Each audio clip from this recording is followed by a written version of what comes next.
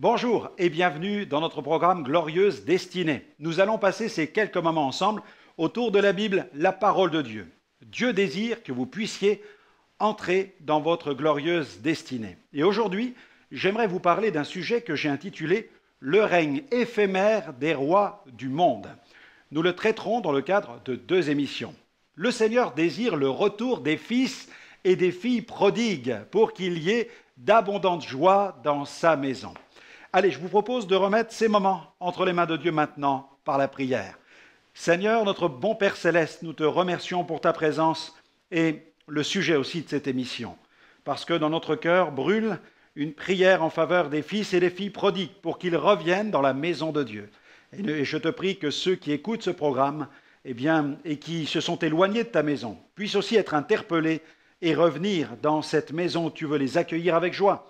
Mais je prie aussi pour tous ceux qui écoutent ce programme et qui ont dans leur entourage des personnes qui se sont éloignées de toi, afin que cette émission embrase leur vie de prière et que l'espérance vienne vraiment animer leur cœur et que leur prière soit remplie de flèches d'espérance qui vont se planter devant ton trône et que nous verrons des fils et des filles prodigues revenir dans ta maison.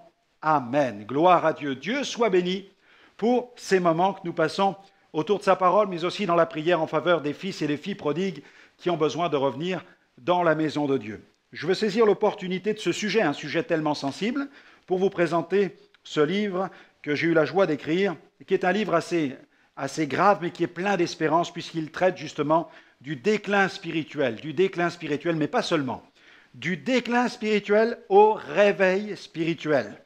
Un appel vibrant destiné aux chrétiens rétrogrades et à un monde prodigue. Je parle du règne éphémère des rois du monde, des 6 erreurs de l'esprit présomptueux, que Dieu résiste à ceux qui lui résistent, les 6 étapes qui vous permettent de saisir votre seconde chance, les 12 symptômes d'un déclin spirituel, la fausse sécurité de la sécurité éternelle, quand l'eau vive ne désaltère plus, ceux qui se disqualifient, etc. Donc c'est un livre qui aborde toute cette question de ceux qui rétrogradent, mais c'est en même temps un appel en leur faveur pour qu'ils reviennent dans la maison du Seigneur, parce que nous croyons que Dieu veut sauver, il est sauveur. Dieu est sauveur, notre Dieu est un sauveur. Allez, maintenant, je vous propose de marquer tout de suite une pause musicale en écoutant Pierre Lotz qui nous chante « Les kilomètres de ma vie ». Et le fils prodigue, il en a fait des kilomètres, mais un jour, il est revenu à la maison de son père. Voilà, on écoute Pierre et on se retrouve dans quelques instants.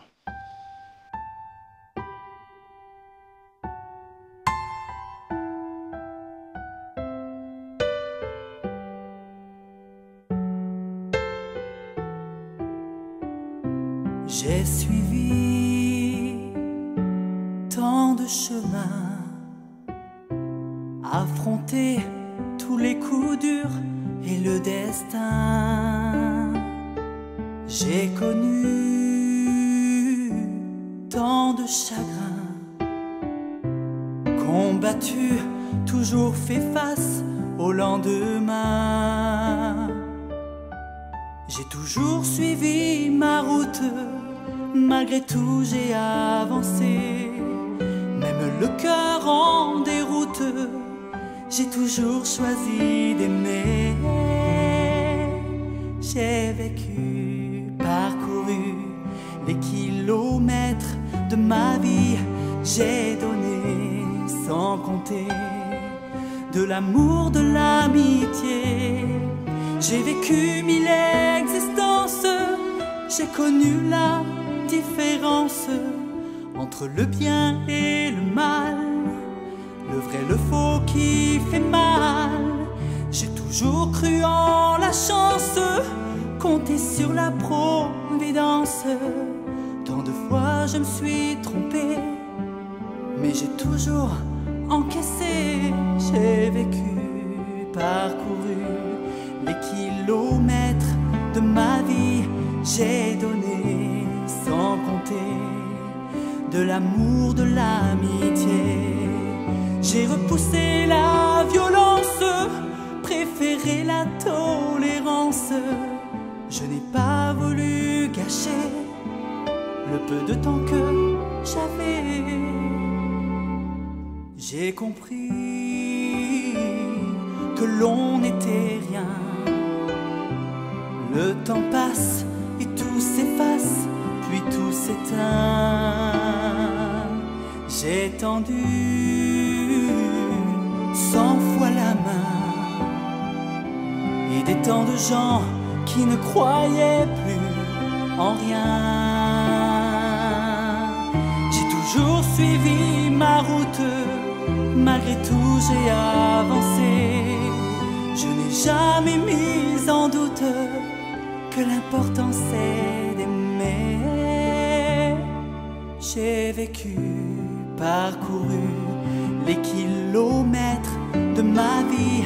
J'ai donné sans compter de l'amour, de l'amitié. Pendant toute mon existence, j'ai écouté ma conscience. Tant de fois elle m'a aidé, sans elle j'aurais pu sombrer. Ce n'est pas toujours facile dans un monde parfois hostile. Moi j'ai misé sur l'amour, on me le rend bien chaque jour. J'ai vécu, parcouru les kilomètres de ma vie. J'ai donné sans compter de l'amour, de l'amitié. J'ai vécu, parcouru les kilomètres de ma vie. J'ai donné sans compter de l'amour, de l'amitié.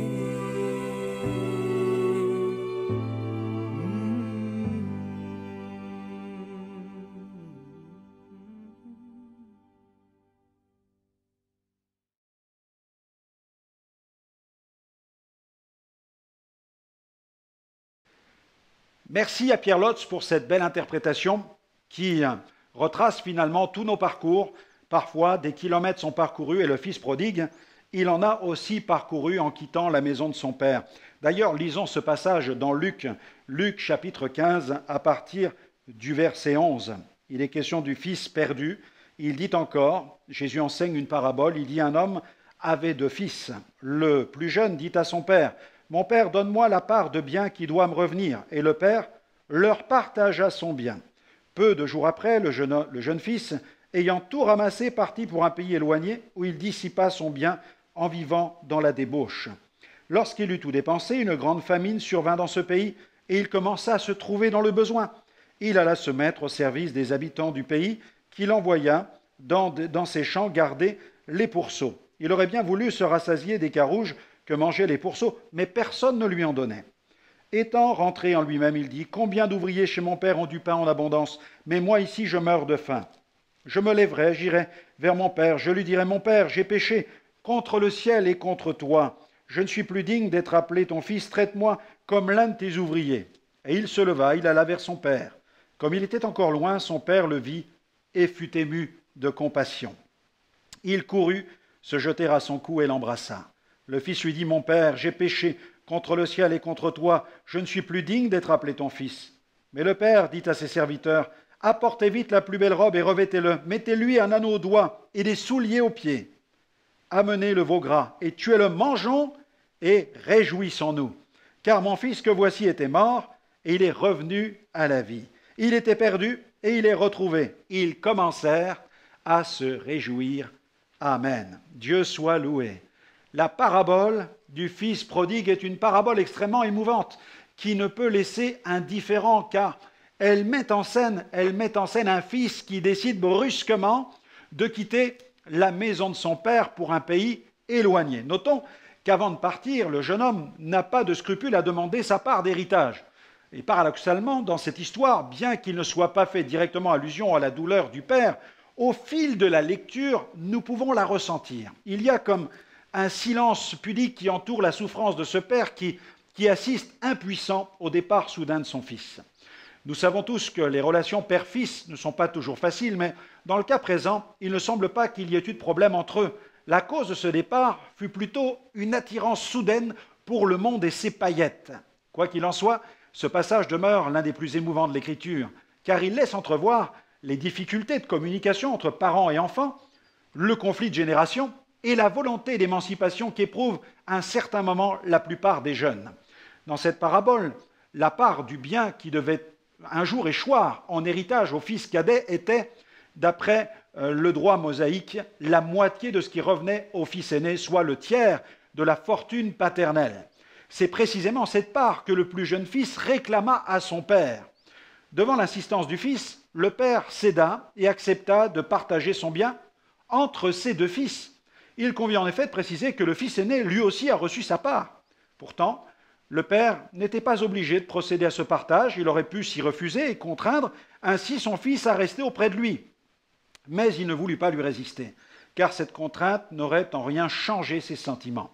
De même, Dieu respecte la liberté de l'homme, car il sait que la confiance et l'amour doivent être librement consentis. Intéressons-nous donc à cette parabole qui contient un message, je dirais, à plusieurs niveaux. Premièrement, notre société moderne a dilapidé l'héritage familial, ou si vous préférez, les valeurs morales de la famille.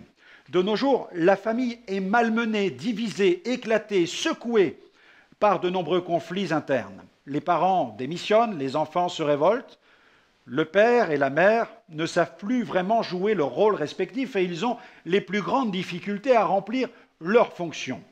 Le grand nombre des divorces est quant à lui à l'origine de la multiplication des familles monoparentales et il participe largement à ce phénomène. La famille souffre d'une crise profonde d'identité. Deuxièmement, non seulement l'homme saccage l'héritage des valeurs morales de la famille, mais aussi l'environnement dans lequel il vit, la nature, qui est une forme d'héritage, est victime des plus terribles excès de l'homme.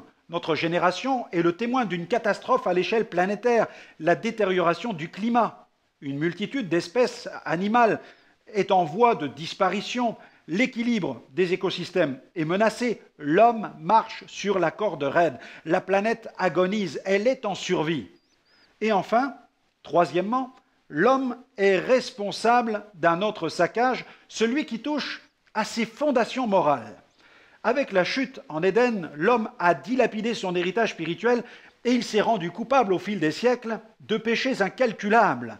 Il commet des actes barbares, des crimes odieux et toutes sortes d'atrocités. L'homme est un pécheur en puissance. Et il nous faut cependant savoir que le jour vient où Dieu rendra sa justice parfaitement. Et cette justice sera rendue par celui que Dieu a choisi d'avance, Jésus-Christ.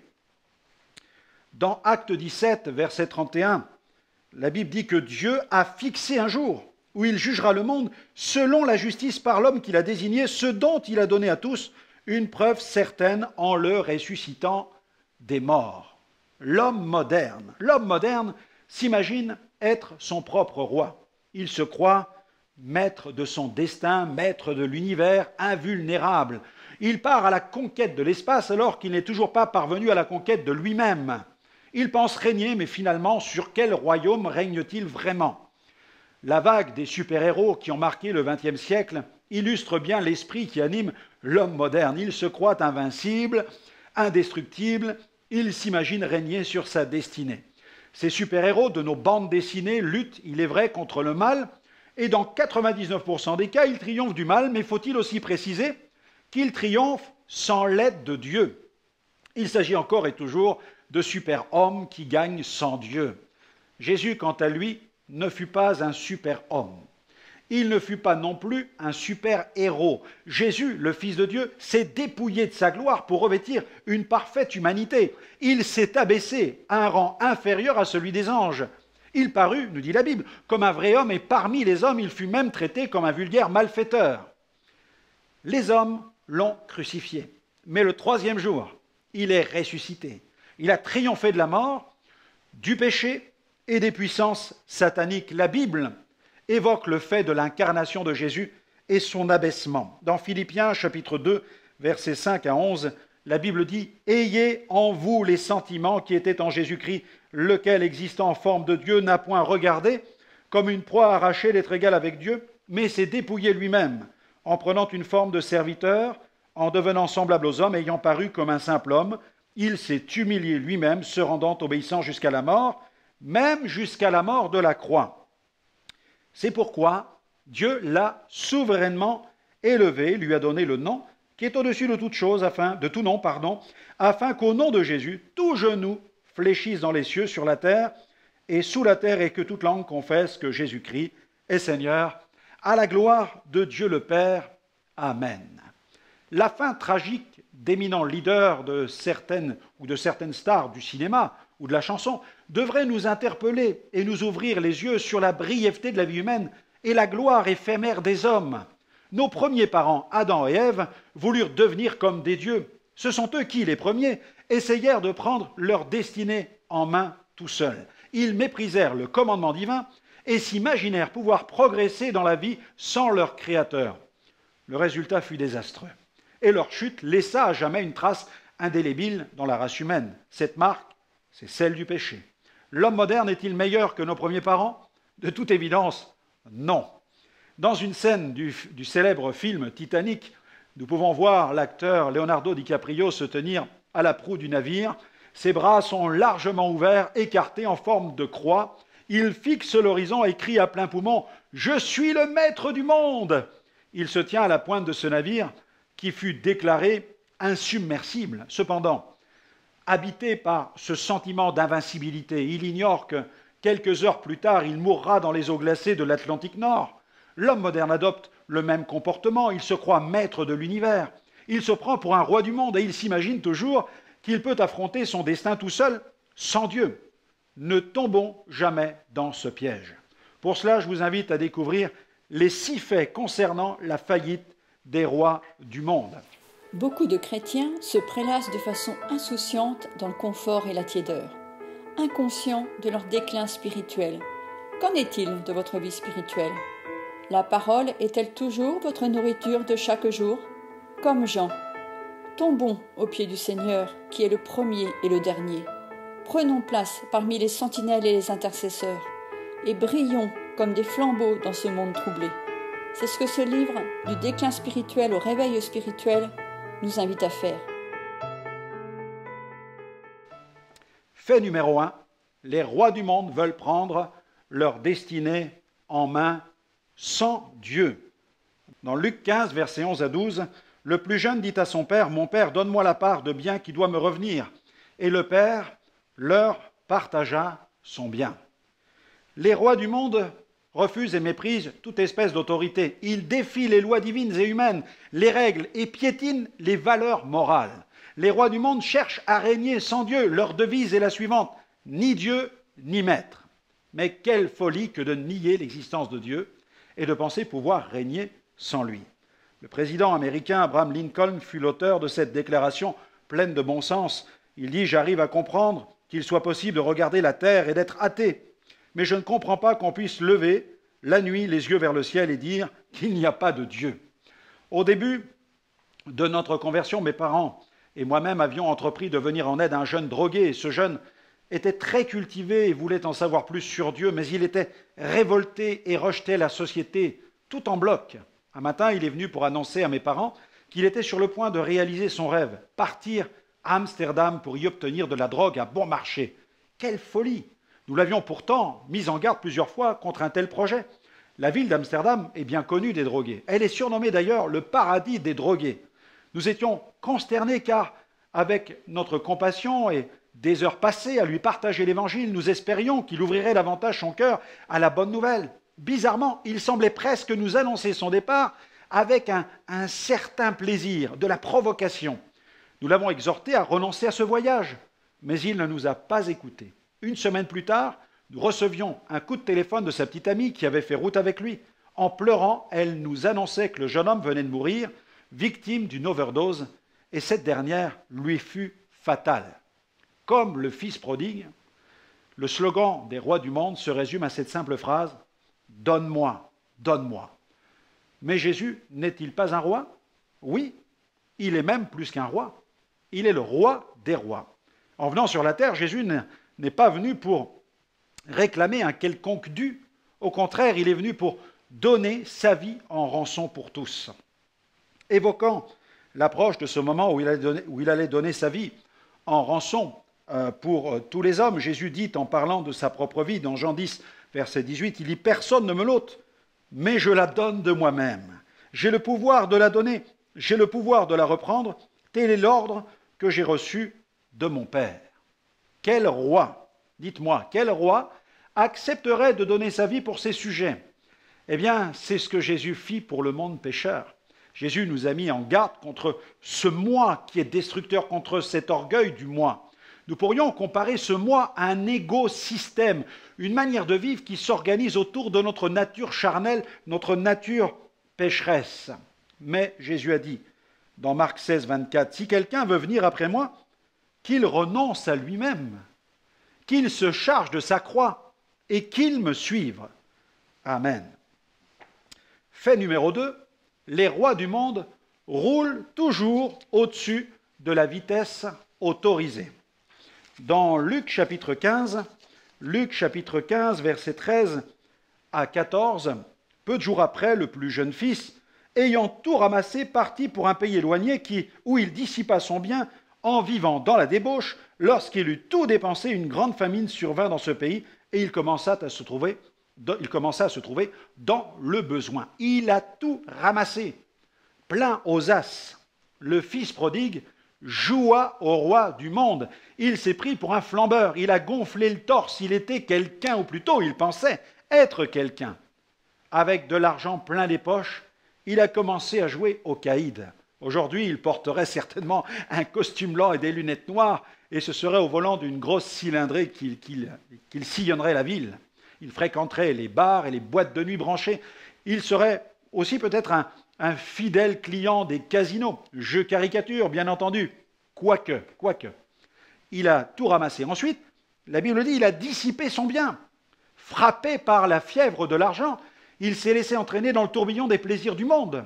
Il a dissipé non seulement son héritage, mais aussi, et c'est grave, sa vie morale. La parabole fait état de débauche.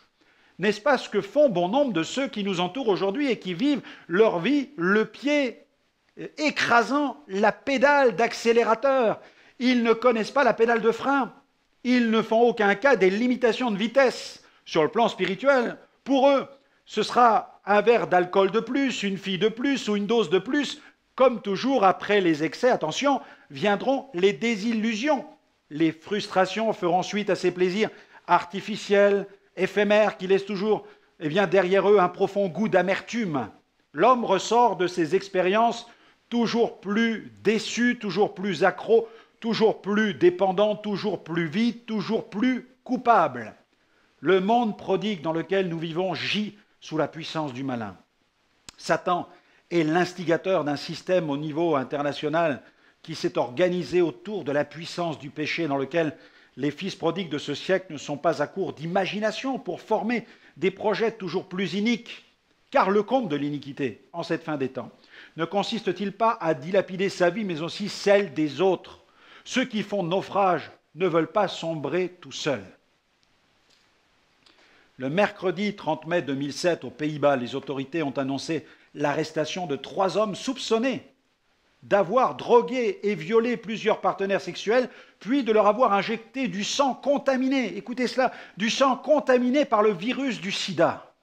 Les victimes étaient invitées par Internet à des orgies homosexuelles privées et avaient ensuite été droguées par une combinaison d'ecstasy et de GHB, surnommée la drogue du viol.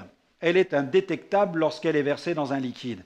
Elle provoque un effet désinhibant pendant quelques heures. Elle laisse souvent l'utilisateur sans aucun souvenir. La personne ne se souvient plus de rien. Les suspects, tous les 3 séropositifs, violaient leurs victimes et leur injectaient parfois un mélange de leur sang contaminé. L'un des 3 était un infirmier. 2 des 3 suspects ont reconnu les faits. Il s'agit d'un couple de 48 ans, d'un homme de 33 ans. Ils ont donné comme motif une certaine excitation à ce que le cercle de personnes, écoutez cela, quelle folie, le cercle de personnes infectées par le VIH soit de plus en plus grand pour permettre des rapports sexuels non protégés. C'est ce qu'a expliqué lors d'une conférence de presse Ronald Swarter, le chef de la police de Groningen. Il considère, dit-il, en outre que les rapports non protégés sont purs et ont expliqué s'être aussi injectés l'un à l'autre leur sang contaminé. Un quatrième homme a été arrêté pour avoir livré les milliers de comprimés d'ecstasy et les quelques litres de GHB qui ont été saisis au domicile des suspects lors de leur arrestation le 13 mai. Ils ont tout ramassé, tout dilapidé. Et là, le fils prodigue, il a tout dépensé. Le fils prodigue a connu la faillite. On ne peut pas perpétuellement défier les lois qui régissent la société sans prendre le risque de s'exposer à des sanctions. Mais Dieu, nous dit la Bible, a fixé aussi des lois pour le bien de l'homme afin de préserver son équilibre biologique, physique, mental et spirituel. Il y a des lois que Dieu a données. Aussi, lorsque l'homme décide de transgresser ces lois, il encourt un grave danger, le jugement. Et la Bible dit que la colère de Dieu se révèle contre toute impiété. La parole en parle dans Romains 1, versets 28 à 32. « Comme ils ne se sont pas souciés de connaître Dieu, Dieu les a livrés à leur sens réprouvé pour commettre des choses indignes, étant remplis de toute espèce d'injustice, de méchanceté, de cupidité, de malice, plein d'envie, de meurtre, de querelles, de ruse, de malignité, rapporteurs, médisants, impies, arrogants, hautains, fanfarons, ingénieux au mal, rebelles à leurs parents, dépourvus d'intelligence, de loyauté, d'affection naturelle, de miséricorde. Et bien qu'ils connaissent le jugement de Dieu, déclarant dignes de mort ceux qui commettent de telles choses, non seulement ils les font, mais ils approuvent ceux qui les font. » Voilà vraiment un appel à tous les fils prodigues, tous ceux qui sont peut-être à la limite de commettre, peut-être même l'irréparable. Nous voulons par cette émission les interpeller et leur dire que le retour à la maison du Père est possible, que le Père regarde par sa fenêtre céleste, il observe l'horizon de la terre et il voit tous ceux qui s'égarent, il voit tous les habitants de la terre, c'est ce que dit la Bible, et Dieu voudrait tellement qu'ils reviennent dans sa maison. Mais pour cela, il n'y a qu'une seule porte, et cette porte, c'est Jésus. Cette porte peut s'ouvrir, il suffit de venir. La Bible dit, si quelqu'un frappe, Dieu ouvrira, et nous pourrons entrer chez lui. Alors je vous invite maintenant à frapper là où vous êtes, et inviter le Seigneur à entrer dans votre vie. Je vous invite peut-être à prier pour les fils et filles prodigues qui sont autour de vous, afin qu'eux aussi puissent venir et frapper à la porte Jésus et entrer dans le royaume de Dieu. Voilà, notre émission se termine. J'espère que vous allez saisir tout le contenu de ce programme et recevoir cet enseignement pour être efficace dans votre vie spirituelle, mais aussi peut-être dans le partage de l'Évangile auprès de tous ceux qui vous entourent. N'hésitez pas à nous retrouver sur notre site web www.gospelvision-international.com. Vous y trouverez de nombreuses émissions. Elles vont pouvoir vous faire du bien sur le plan spirituel. Alors que le Seigneur continue à répandre sa grâce sur votre vie et qu'il vous fasse pleinement entrer dans votre glorieuse destinée. Que Dieu vous bénisse et à très bientôt.